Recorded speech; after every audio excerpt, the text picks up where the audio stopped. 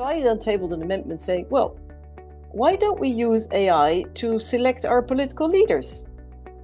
You know, I mean, now you would say, well, you can tell ChatGPT, I want a wise, honest, democratic leader with respect for the Constitution, you know, and they will give you a name or something. So why is it, if we don't trust AI to choose our political leaders, then why would we trust AI to take decisions on our lives, you know? Yeah. Hello, our guest today is a defining figure in European digital rights and democratic oversight. For 20 years, Sophie Veld served as a member of the European Parliament, where she established herself as a relentless advocate for privacy, the rule of law, and government accountability. She currently serves as the chair of the Advisory Council for the Centre for Democracy and Technology, the CDT, in Europe. We're delighted to have her with us on the AI Governance podcast today. Welcome, Sophie. Hello. Hi. So today we're going to examine the critical transition from legislation to enforcement for the EU AI Act, and hoping to draw on lessons from GDPR. And we'll also investigate the emerging governance challenges of Agentic AI. Sophie, you've worked in European politics for over 25 years, witnessing the evolution from the early 2000s, a period often characterised by optimism about digital connectivity and democratic expansion, to the current era of geopolitical tension and internal fragmentation. How has the political appetite for defending fundamental rights changed in Brussels over that quarter century? Well, I think you can see it changing day by day. And I think there is still an appetite to defend those values. We call them European values. Of course, they're not the monopoly of Europe, but we call them European values.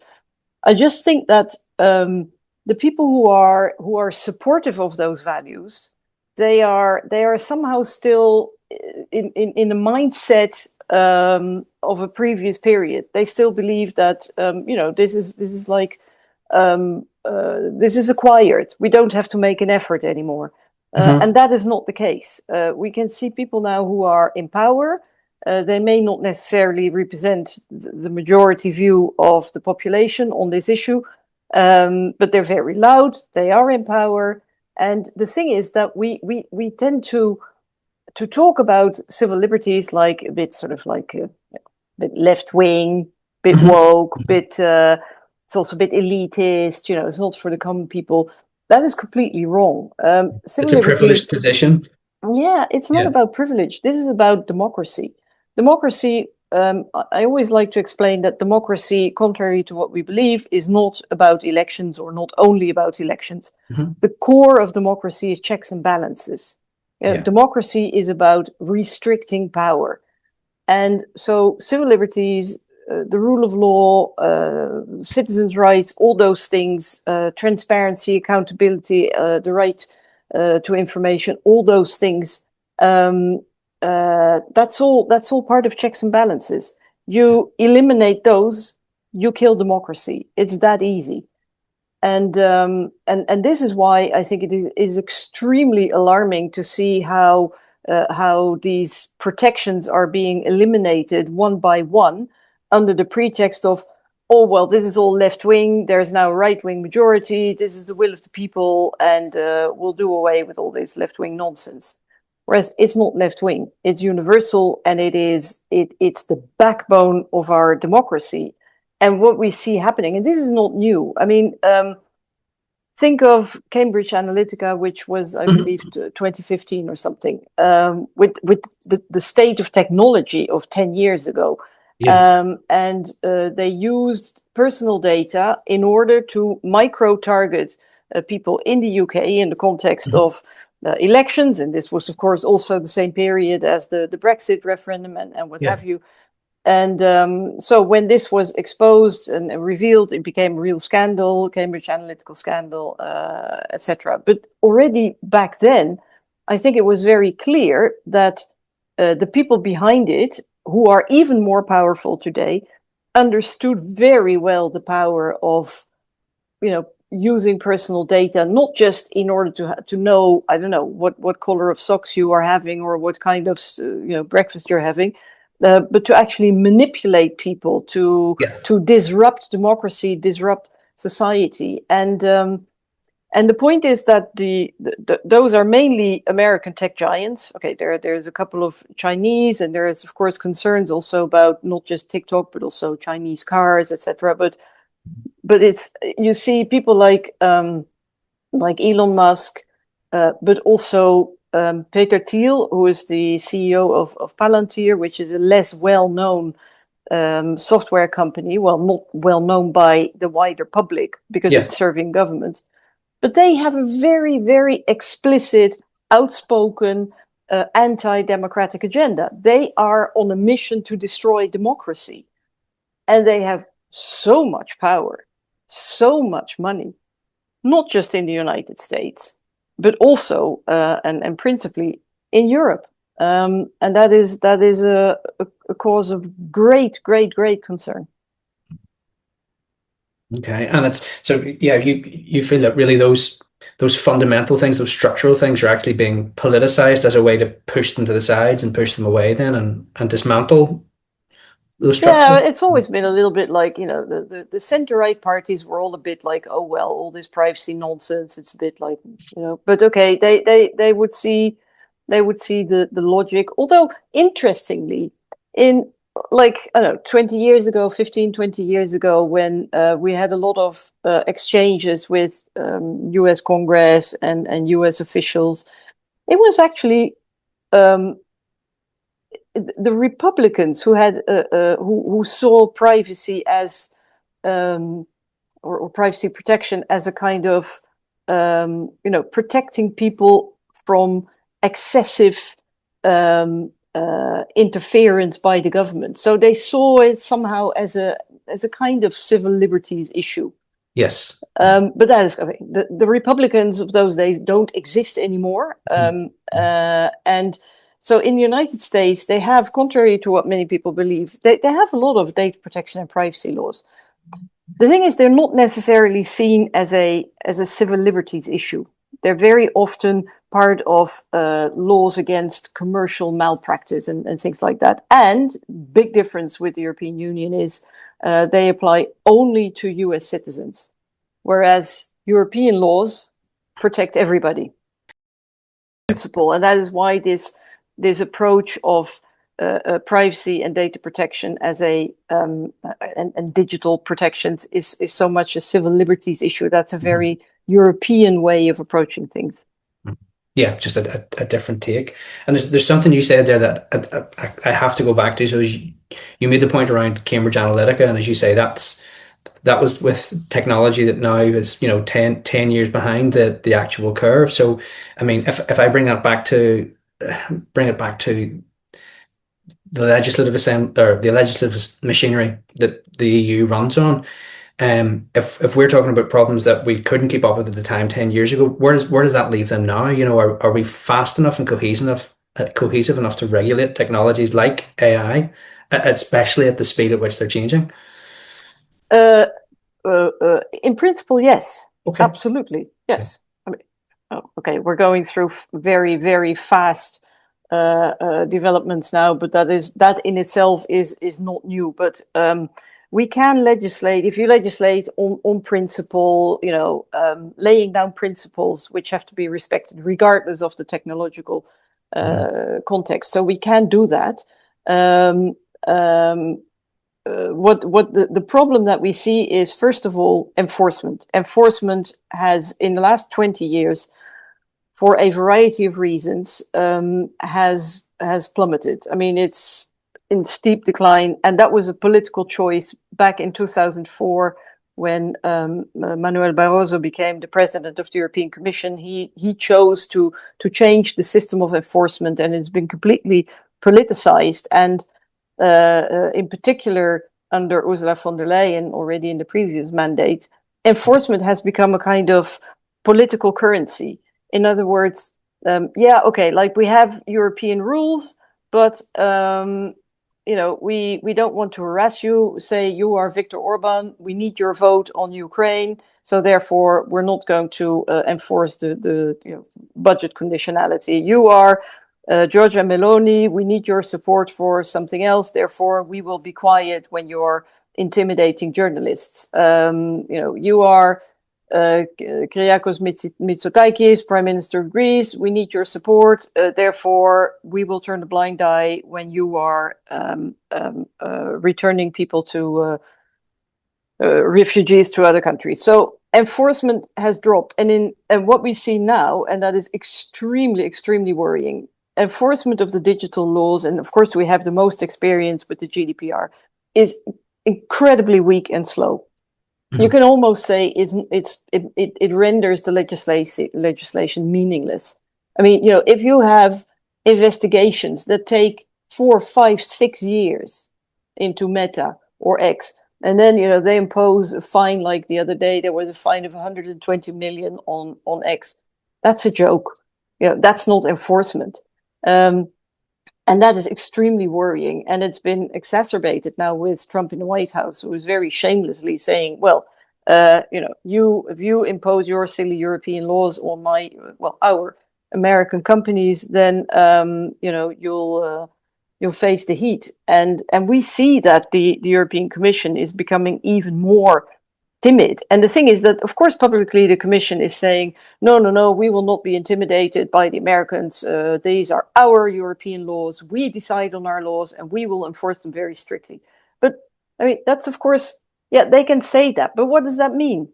What does that mean? Because if they launch an infringement proceeding, for example, or an investigation, and they drag it out over years and years and years and years, and then they tell, I don't know, Elon Musk or Zuckerberg, they say, look, what you're doing here is not in compliance with European laws. We will give you another 6 months to mend your ways.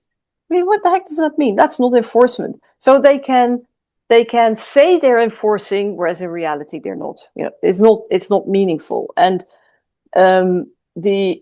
for most, and this is of course different for the AI Act, but most European laws are enforced by national authorities, and that doesn't work. We have seen that in particular in Ireland, where the Irish Data Protection Authority is responsible for the enforcement of the GDPR. It just doesn't work because the proximity of all these big American companies that are big employers, which are very important to the economy and the image of Ireland. And we know that the government is, keeping an eye on what's happening. And then there's been a lot of controversy within let's say, the board of the 27 national data protection authorities. There's been a lot of criticism of the Irish Data Protection Authority.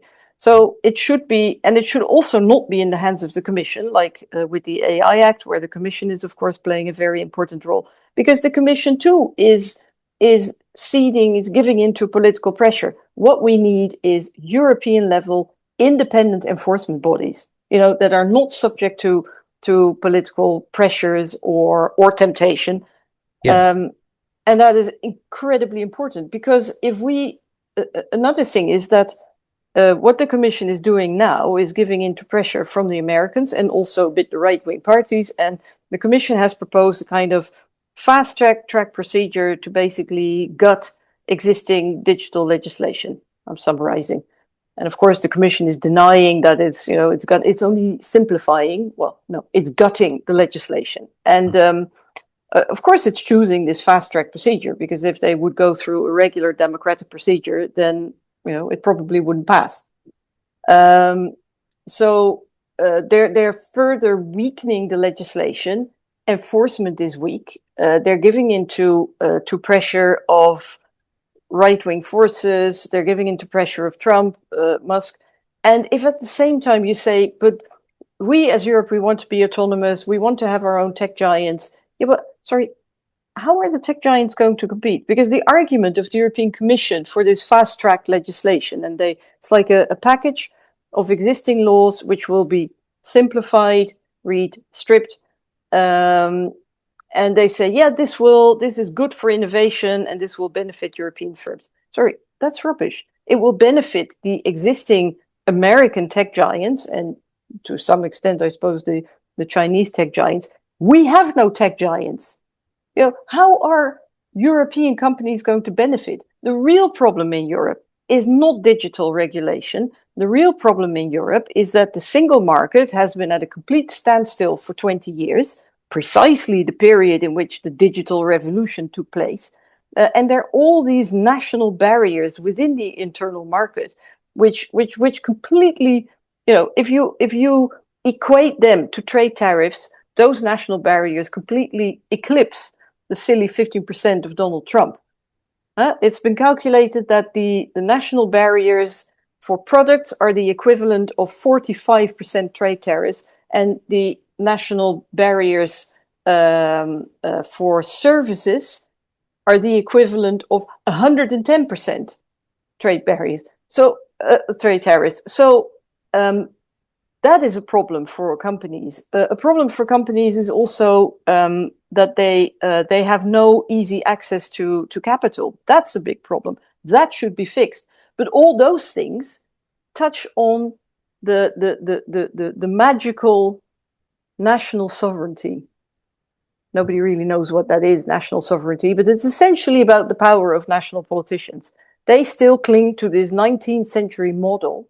And that is a huge obstacle to growth, not innovation, but growth within the European Union. And if we don't have our own tech giants, and if we are not enforcing our own laws on American tech giants, we might as well close the European Union down and just take our orders directly from Washington and Beijing and the Kremlin. So we urgently need to have solid legislation, to have very tough enforcement, and to very quickly break down the barriers within the single market and make capital available to companies. And there's a proposal now which I think, well, my part, I'm part of a very pro-European young party. Lots of young people vote, and they're also very much, so they know what this is about. They're supporting it very and advocating for it. It's called the 28th regime, because now if you are a startup, you're a company, you have to register in one country, but then if you want to sell your stuff in other countries, you have to register there as well. You have to comply with the national legislation. It's just not doable.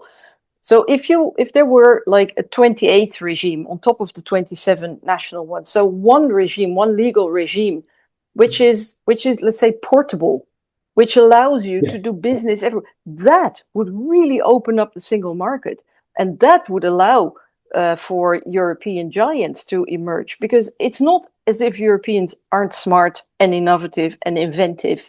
They can do all these things.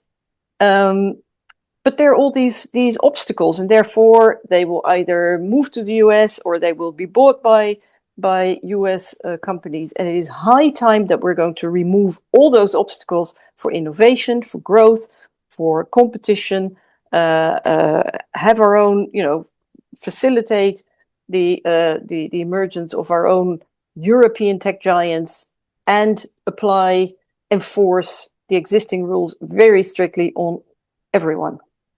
Yes. Okay, understood. And I completely take your point. I understand where you're applying that, going back over the last couple of decades, and I can see how you've seen how that's been steered within this digital age. If we narrow the focus of that slightly and apply that, apply the experience that you've seen there in GDPR, apply the experience that you've seen just really across the growth of all business, is it reasonable to assume that? Are you foreseeing all of the same problems applying with enforcement of AI rules, with enforcement of the AI Act? And as you say, if that's been looked after, it's been looked after by the AI office. What does that look like? Or are we running into enforcement gaps straight away there? Well, yes, of course. Well, first of all, the ink on the AI Act isn't even dry yet, and already the European Commission has entered this new so-called simplification procedure, and is also delaying the actual application. And indeed, the AI office is part of the European Commission. So, and that means that it's being controlled by the College of Commissioners, which is the political part of the European Commission, if you want. So no, I don't think that is going to work. I mean, we've seen it. We've seen Ursula von der Leyen kissing the ring of Donald Trump. When she was on his golf course in Scotland. We have not seen Europe standing up to Trump. We've not seen it. Well, Europe. I mean, the national leaders, who we tend to call them European leaders. They're not. They're not European leaders. They're national leaders who are rewarded or penalized by their voters only for their national activities. Yeah. They're not rewarded or penalized for what they do in Europe. They only use Europe. We've seen it. I mean, at the last European Council, how all of them want to return home with a trophy. None of them, literally none, not a single one of the national leaders will say, well, I'm going to make a sacrifice here in the name of my country because we feel it is important that the European Union is strong, that we have a united front against the attacks from Trump and Putin and Xi in a way. No, it's completely, and this is really the big issue to be addressed. Do we want the European Union to survive? Do we want the European Union to be able to guarantee our security, our prosperity, and our freedom? Then we really rapidly need what I would call a federalist revolution. And what is funny is that for decades, European federalists were considered like, okay, at best cute but harmless, and at worst sort of delusional, because that was all unrealistic. National politics, that was the only kind of realpolitik, realistic, real world politics. Well, it's those real world politics, that realism, that got us into a situation where we cannot defend ourselves against Putin, against Russia, a smaller country with far less means, less developed than us. We have European Union is bigger than the United States, and yet we are told by Trump what to do. So, this whole idea of national sovereignty and realism and the European Union as an intergovernmental cooperation between government leaders is a complete failure. It got us to the point where we are. So you know what they say, the first thing to do when you're in a hole, stop digging. If you see that this is what got us to the point where we are now, where I think everybody will agree that we are in a hole, the answer cannot possibly be more of the same. That would be a stupid thing. We need, like what we have seen with the European Council, the failure to decide on the trade agreement with Mercosur and the failure to agree on a decent way to fund Ukraine, to give financial support. Do they really seriously think that Trump isn't watching? That Putin isn't watching? That this is all behind closed doors and therefore nobody notices? Of course, it's there for the whole world to see. Yeah. That 27 national leaders are, they will not agree on the common interest of the European Union. That's not their job. They've been elected to do national politics. Yes, I was going to say that's coming second to point scoring at home for them, but at every time. Okay. Yeah, and the point is that the European Commission, which is, if you read the European treaties, and it's interesting, nobody ever reads the European treaties. When you're an American kid in school, you are taught about the Constitution. Everybody knows about the Constitution. Even Europeans know about the American Constitution. Yeah. But you talk about the European treaties and they go, that's lame, that's not interesting, it's boring, it's real. Sure, this is our democracy. It's our democracy. Why aren't we interested? That's rubbish.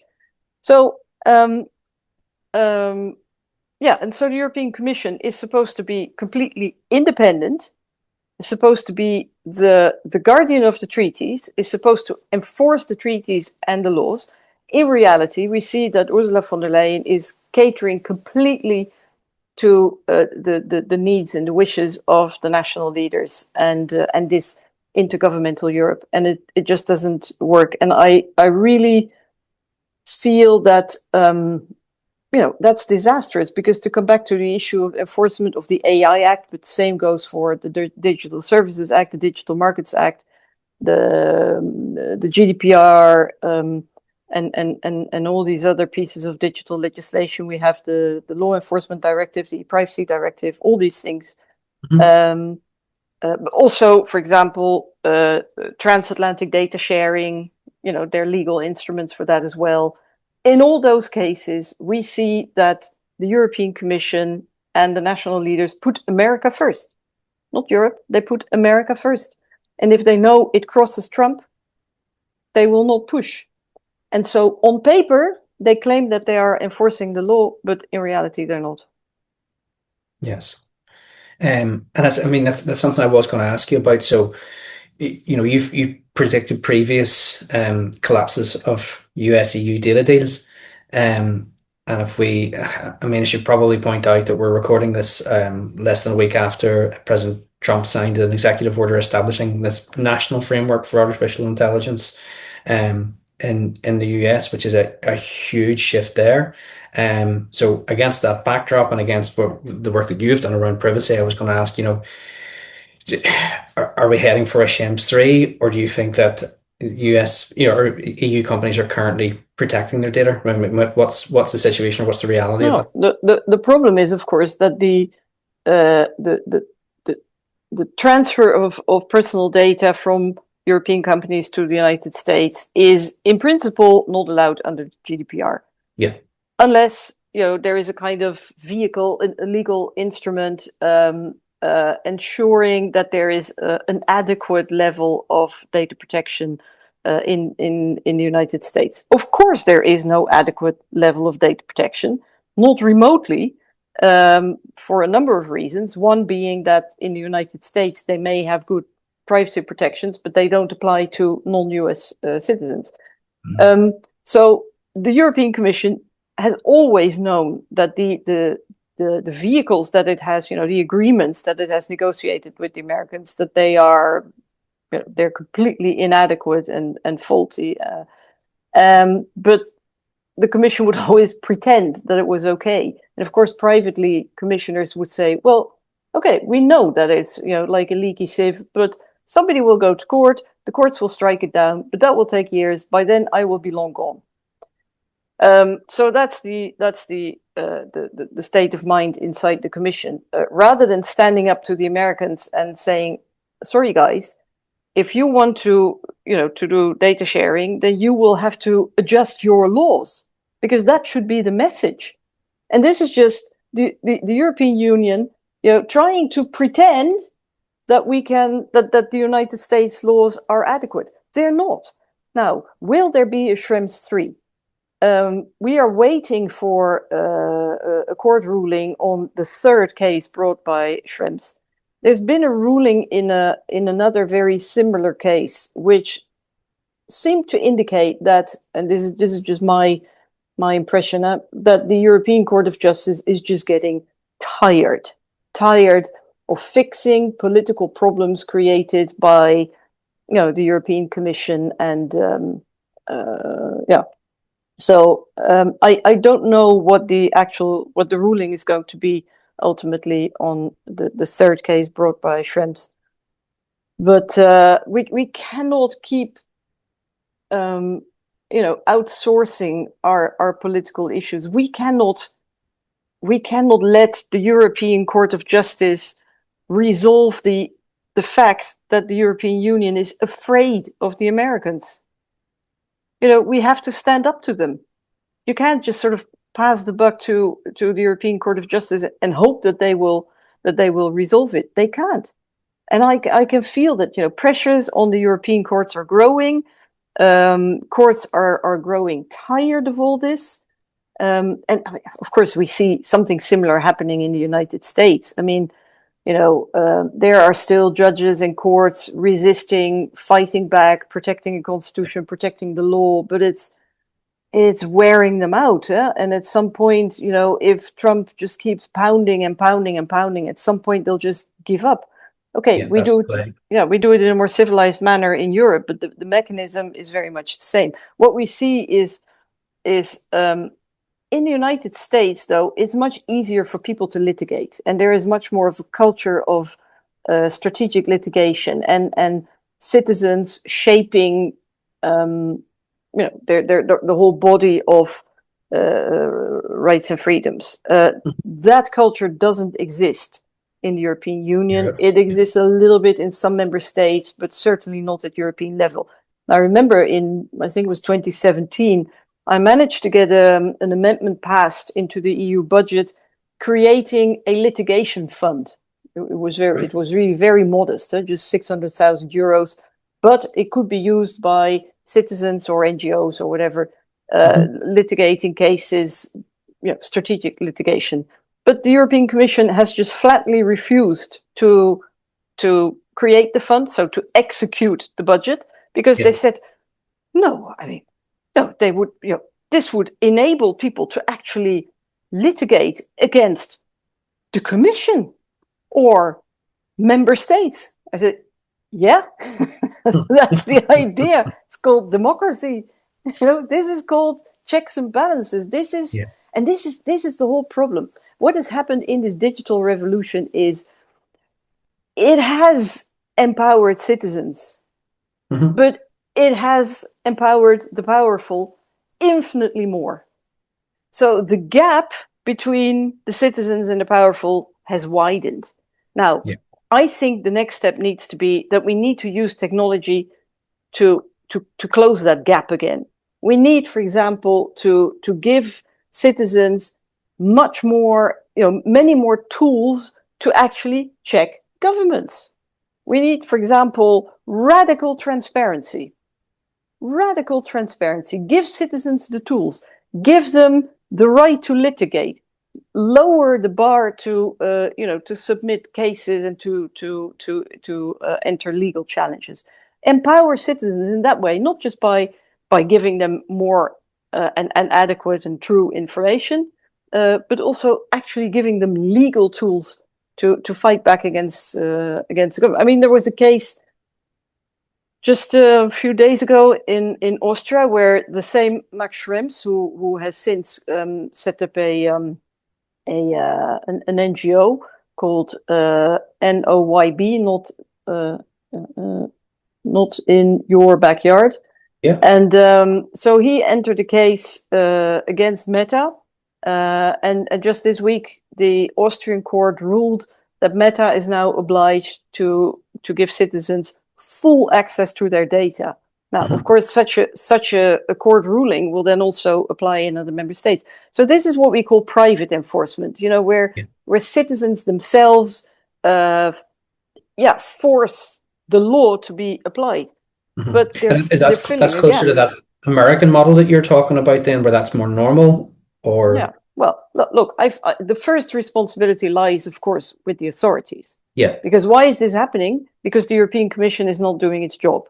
But I think it's a good thing if citizens do this. And therefore, I think it should be made much easier for citizens to litigate. And also at European level, because now if you have to, and I've done it a couple of times, litigating at European level, I mean, it takes forever. I had one case against a French surveillance law.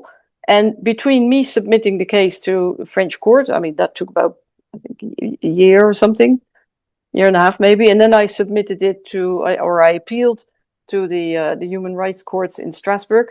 It took them 6.5 years. Now, okay, for me, it wasn't a personal issue. It was a matter of principle. It was strategic litigation. Yes. But imagine it had been a case of, vital importance to affecting your daily life. Yeah. Yeah. So sorry, this justice delayed is justice denied. So this is why you need, first of all, we need to lower the bar for citizens to litigate. We need to make available the means for them to litigate. There have to be funds. And, we also have to make the whole process going to we have two, let's say, top European courts, the European Court of Justice from the European Union in Luxembourg, and then we have the European Court for Human Rights in Strasbourg, which is not EU, but part of the Council of Europe, which is like 45 countries. So those two top European courts, it has to be much easier for citizens to approach those courts and fight. Because I see there's another case now, there's nothing digital, but a case in Greece, which has to do with an accident that took place almost 3 years ago, a train accident killing almost 60 young people, and it was but it was clearly caused by corruption because the safety system had not been put in place. Now, the parents of the kids who died, the kids who were killed, they want the responsible ministers to be prosecuted, but they are protected by the Constitution. Now, they can challenge that, but first they have to go through the national courts, which are on the side of the government, and only when they get a ruling by the national courts, which in Greece may take up to 8 to 10 years, only then they can go to the European courts. So that's not justice. That's not justice. So even in all these digital laws that we have, all these principles of the right to legal remedy and the right to access your data and all those things are monitoring and auditing, all those things are written into the legislation, but they don't work in practice. And that has to change. Sorry, I think I've strayed a little bit from the topic, but no, but it's still an interesting area. As you say, it's that the timelines involved make everything else irrelevant at that point. Yeah, and in particular, because you were asking about the speed of the legislative process. Look, the legislative process, the democratic process in Europe may take a year and a half. Then things will have to be transposed into national law, maybe another year and a half. Okay, so that takes some time, but it's not excessive. That's okay. Democracy takes more time, but it's these problems. So enforcement and also enforcement through the courts, which is excruciatingly slow, and therefore, it renders enforcement meaningless in practice. Yeah. Well, to be honest, I think your take on that was a refreshing one. Whenever I was asking if those things move too fast to be regulated or to be measured, you were very quick to say no. I don't think that's the case. It's about putting the regulation first. It's not about just saying, oh, it's too quick, we can't keep up, and then blindly letting go. I had said right at the top that we would look a little at agentic AI in particular. It's obviously just it's the huge topic right now in AI. It's where everyone's starting to look, worry, or think next, if you like. And realistically, I suppose from our point of view, we're looking at trying to create governance for contracts that can be negotiated or decisions that can be made faster than a human can review them. So how do you approach that? How do you take that and go, right, well, we have something that can work so much faster than a human can, but we can't just abandon the fact that it needs regulated. We can't abandon the fact that governance is required. So how does that happen in practice? Whenever, as you say, the courts and the enforcement do work so slowly? Yeah.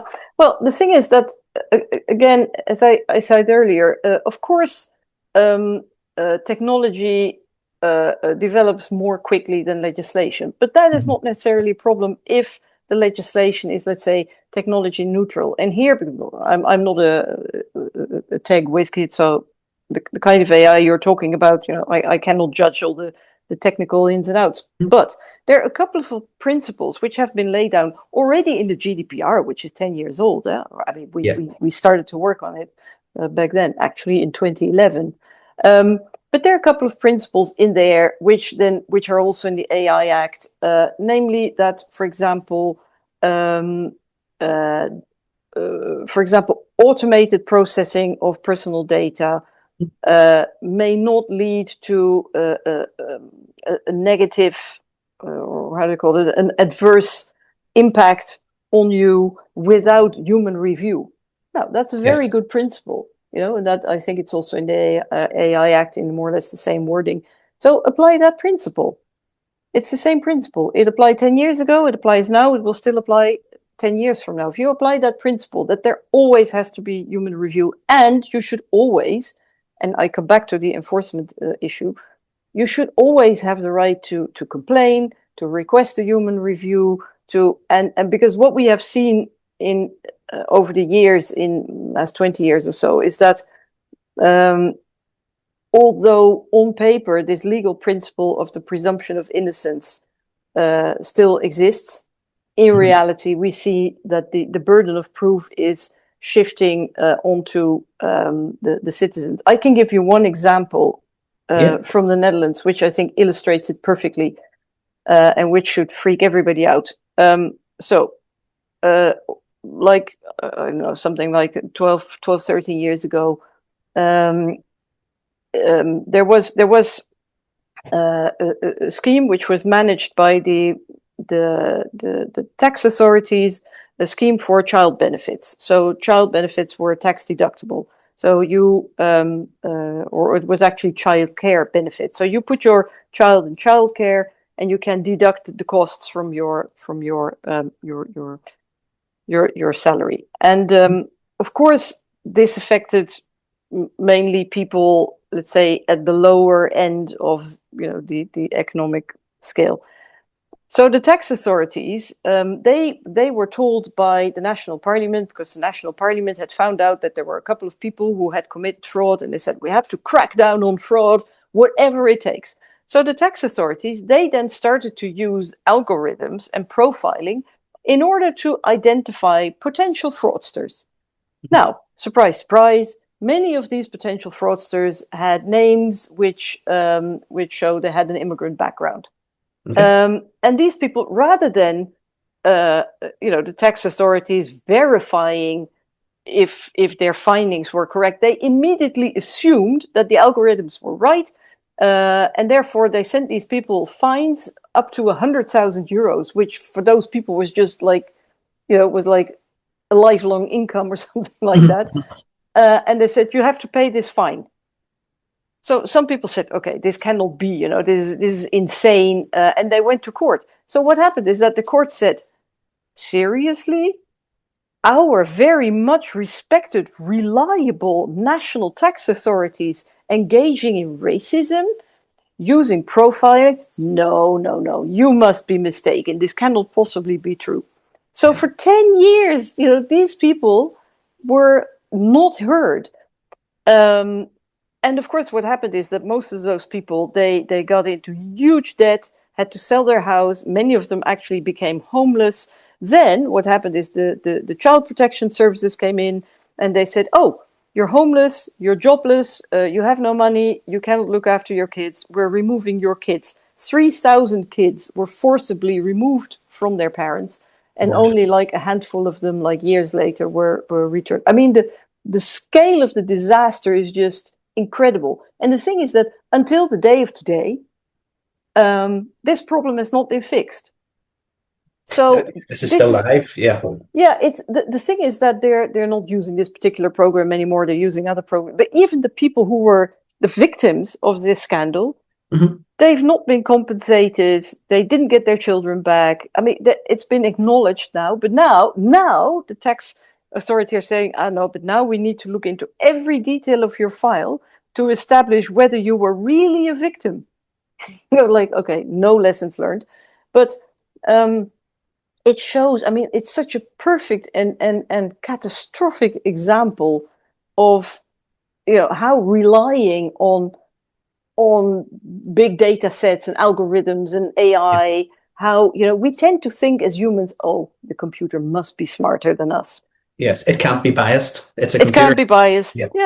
So, but it was an absolute catastrophe, which is so difficult to fix. And I mean, if I may give you another example, when we were in the European Parliament, we were going through the legislative process for the AI Act, and there were like, I don't know, 1,000 amendments or 1,500 amendments, and I tabled one, which was a bit of a joke, really. But if you think about it, it's not that silly. A lot of people said, look, we need AI for predictive policing, because if police can identify the profile of a potential criminal, then our streets will become much safer. So I then tabled an amendment saying, well, why don't we use AI to select our political leaders? I mean, now you would say, well, you can tell ChatGPT, I want a wise, honest, democratic leader with respect for the Constitution, and they will give you a name or something. So why is it, if we don't trust AI to choose our political leaders, then why would we trust AI to take decisions on our lives, Yeah. Okay, I have to ask, how did that go? How did that land? I think people were totally confused, and of course they voted it down. But I kind of hoped that there would be some discussion around, but they were just totally like what is she saying? No, they couldn't have missed your point though. Excellent. And well, I mean, so by extension of that, you obviously spent a lot of time investigating the use of spyware by EU governments before. So, I mean, there's a national security exemption in the AI Act. Are we vulnerable to the same things in the use of AI by way of that exemption? Absolutely, yeah. The thing is that so national security is strictly national competence. Mm-hmm. But that is often interpreted as within the area of national security, national governments can do whatever they like. European law doesn't apply. That is not true. There is case law from the European Court of Justice which makes it very clear that there are limits to what governments can do, but the governments don't seem to care. And the problem is, of course, that there is no legal definition of what national security is. So if you say that national security is a space where normal laws don't apply, and you don't define what that space is, mm-hmm. then that's a recipe for trouble. To give you an example, in my country of origin, the Netherlands, all the agencies which are somehow responsible for national security include the agency that is responsible for road salts in winter. Okay. You see? So so governments just define themselves what national security is, and they have somehow interpreted this as it's a space where the law doesn't apply, the Wild West, space of lawlessness. I can do as a government leader whatever the hell I like. So that's a very, very dangerous notion. And the European Commission seems to respect that interpretation. And what happened with spyware, as I said at the start of this talk, I mean, the core element, the defining element of democracy is checks and balances. Yeah. And so spyware is malware which can be remotely placed on your device, and it can completely take over your device. Whatever mm-hmm. you have access to, whatever you can do, including camera, microphone, but also everything else can be accessed with spyware. So the person or the entity placing spyware on your phone can manipulate you, can intimidate you, can blackmail you, can discredit you, can spy on you. I mean, it's such a powerful weapon. Mm-hmm. And so that means it has been used in Europe in hundreds, probably thousands of cases against investigative journalists who were investigating corruption, fraud, and crime, against opposition politicians, also against politicians of the government party in order to keep them under control, against lawyers, against NGOs. As you're talking about spyware, I'm thinking of obviously something being carried out by a criminal underworld, but you're talking about government use in this way. Yes. You're talking about government use against opposition and parties. And the thing is, so we investigated this as a European Parliament, and there are two sides to the story here. One is the abuse of spyware by governments within the EU against their critics and opponents, so for political reasons, and the other side is the exports of spyware to other countries which are not democracies. I mean, there's one very high-profile case that everybody has heard of, Jamal Khashoggi, who was a Saudi journalist working for the Washington Post, and he was killed inside the consulate in Istanbul, I believe, and dismembered. I mean, horrible, horrible, horrible. And they used spyware on him and his fiancée. Yeah. So it's really nasty stuff, and or it can be used in a nasty way.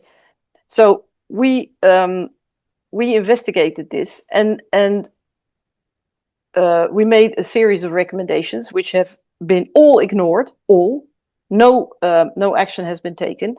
Now we know that there's a handful of governments in the EU, notably Greece, the previous Polish government, the Hungarian government, successive Spanish governments, possibly the Cypriot government, who've been using this stuff, very blatantly in a political manner against their opponents and their critics. But all the other governments refuse to cooperate with our inquiry. All the governments have covered for each other, all of them. I call this omerta. That is like, it's a mafia pact of silence, Yeah. And why? Because if you look at, for example, there's a company called Intellexa, which is basically operating mainly from Cyprus and Greece. But its headquarters are located in Ireland because they get a tax break. They do their banking in Luxembourg. They have offices there doing exports from France, from Greece, from Cyprus. So all these countries have an interest in. They're all very close to these companies, and not all governments are abusing spyware against their own citizens. They want to keep the option open, because it's such a tempting tool. It's so nice, if you're in power, and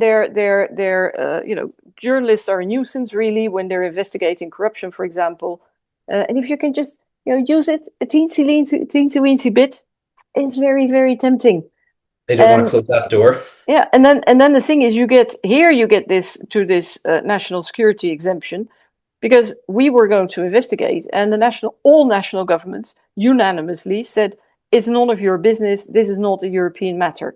How is this not a European matter? Sorry, we have the GDPR, we have the e-privacy, we have export rules.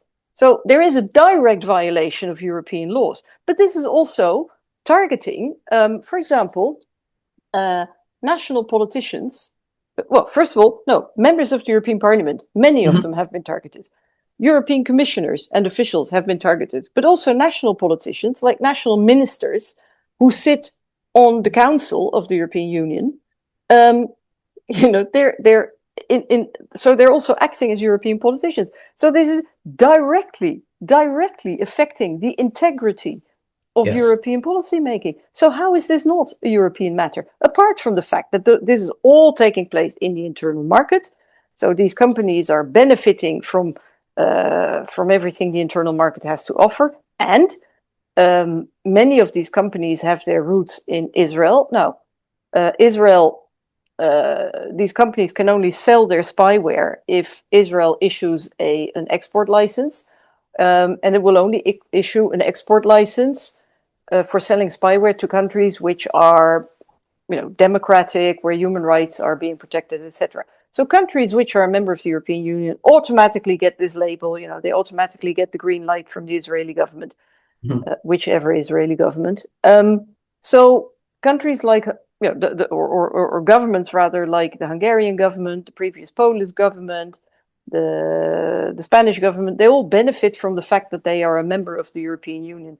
So, and they basically, because of this attitude and national government saying, well, this is all national security, therefore, we're not going to talk about it. Well, it means that there's just a black box in which governments can just, with complete impunity, even in some cases funded by the European Union, they can spy on journalists, they can spy on NGOs, they can spy on politicians. Now, many citizens are going to say, so, okay, well, we feel very sorry for them, their privacy is being violated, but what's this got to do with me? Well, this goes right to the heart of democracy. And just look at what's happening across the pond. If you dismantle checks and balances, if you silence critical media, if you silence the watchdogs of democracy, then democracy dies. Then corruption will no longer be reported. There will be complete impunity for human rights violations. The rule of law will be dead. Is that what we want in Europe? Really? Yeah. That comes right back to what you opened with. That's the heart of democracy, as you say, not just the voting, not just the, of course. Yeah. And I think, we tend to, when we talk about this whole, let's say, the digital toolkit, we tend to focus very much on the rights of the individual and how are we going to protect the rights of the individual. We tend to forget that this is also all about democracy. it is integral part of this of the set of checks and balances. Integral part, and therefore it affects all of us. This is not, people tend to say like, oh well, privacy's dead anyway. What? It doesn't matter. I put everything on Facebook anyway, so who cares? Why is this a problem? It is a problem when it's used, when your data are being used not just against you, but in order to